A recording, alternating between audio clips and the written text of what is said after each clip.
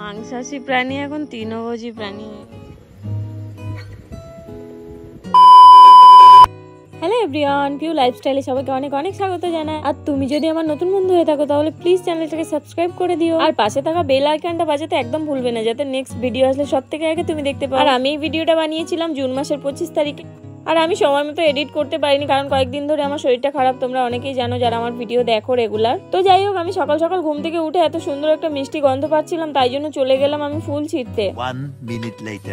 ফুল গাছটা এমন জায়গায় হয়েছে না, ফুল তোলাই যায় না। কত কষ্ট করে এই যে দুটো ফুল আমি তুলেছি, এটা অনেক কষ্টের ফল। আর যেহেতু গাছটা থেকে ফুল তোলা যায় না, সেহেতু এই গাছে ফুল পুরো ভর্তি হয়ে আছে। সকালবেলায় সন্ধ্যাবেলায় যখন হাওয়া হয় না, তখন ঘরের ভিতরে ফুল আর ফুলের গন্ধ, শুধু চারিদিকে যেন একটা সুন্দর একটা পরিবেশ সৃষ্টি হয়। আমার মাইগ্রেন আছে, কিন্তু আমি এই ফুলের গন্ধটা মোটামুটি নিতে পারি।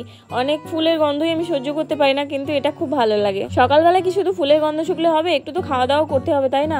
তাই জন্য আমি সকাল সকাল একদম হেলদি ব্রেকফাস্ট বানিয়ে নিয়েছিলাম। তো আজকে আমার ব্রেকফাস্টে ছিল ওটসের অমলেট আর সুন্দর করে শসা কাটা। দেখতে যেরকম সুন্দর, খেতেও সুন্দর।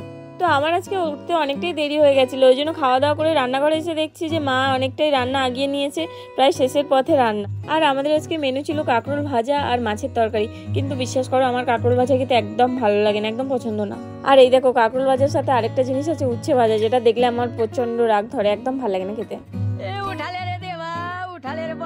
আর ভালো লাগুক আর না লাগুক, এই খাবারটা আমাকে খেতেই হবে, কারণ আমার এতটা সাহস নেই যে আমার খাবারটা আমি নষ্ট করবো, যেটা আমার মা রান্না করেছে। তারপরে আর কি ভাত আর লেবু আর এই তরকারি দিয়ে দুপুরে মধ্যাহ্নভোজ আমরা শেষ করলাম আজকে। আর ওই যে ওদিকে দাদু খাচ্ছিল বসে, তোমরা তো জানোই আমি দাদুর সাথে বসেই খাই প্রতিদিন। আর দাদু এইসব খাবারগুলো খুবই এনজয় করে খায়, মানে খুব সাদা মাটা খাবার খেতেই পছন্দ করে, যেহেতু অনেক আগেকার লোক, তো কোনো অসুবিধা হয় না এইসব খাবারে ওনার। আরও খুব পছন্দের খাবার ওনার এগুলো। আর ওদিকে পাপ্পির অবস্থা দেখো, একবার অলরেডি খেয়ে নিয়েছে, হ্যাঁ, তবু আমরা খাচ্ছি আর আমাদেরকে দেখে ওরকম করছিল বারবার, মানে সেকেন্ডবার আরেকবার দরকার খাওয়া দাওয়া। প্যারি সমাজ গেই। খেয়ে রেস্ট নিয়েছি, তারপরে ছাদে আসলাম। আর ছাদে এসে দেখছিলাম যে সবাই স্কুল থেকে বাড়ি ফিরছে বাচ্চারা। আমার মনে হয় পুরো পড়াশোনার মধ্যে স্কুল জীবনটাই সবচেয়ে বেস্ট, মানে স্কুল জীবন শেষ মানে জীবনের পুরো আনন্দ ওখানেই শেষ।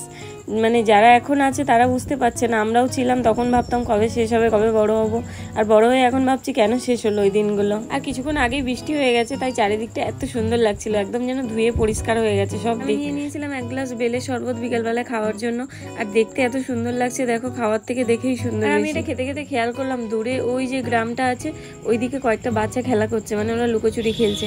এখান থেকে দেখতে পাচ্ছি, কিন্তু ফোনের ক্যামেরায় কতটা আসবে জানি না। ছাদের উপর থেকে পরিষ্কার দেখা যাচ্ছে, আমি দেখানোর চেষ্টা করছিলাম, তবু ওদেরকে পুরো পিঁপড়ের মতো লাগছে, একদম ছোট্ট ছোট। আমার মনে হয় জীবনে এই সময়টাই পুরো গোল্ডেন টাইম, মানে যখন তুমি লুকোচুরি খেলতে পারবে, কিতকিত খেলতে পারবে, তখন কোনো টেনশনই থাকে না জীবনে। আর এদিকে আমাদের আকাশবাবুর কীর্তিটা দেখো, কখন যে রোদ কখন যে বৃষ্টি হচ্ছে বোঝাই যায় না। এখনই আবার মেঘ করে একদম সুন্দর হয়ে গেছে আর একটু। মাংসাশী প্রাণী এখন তৃণভোজী প্রাণী হয়ে গেছে। পাপ্পি এখন দমে ঘাস ছিঁড়ে খাচ্ছে।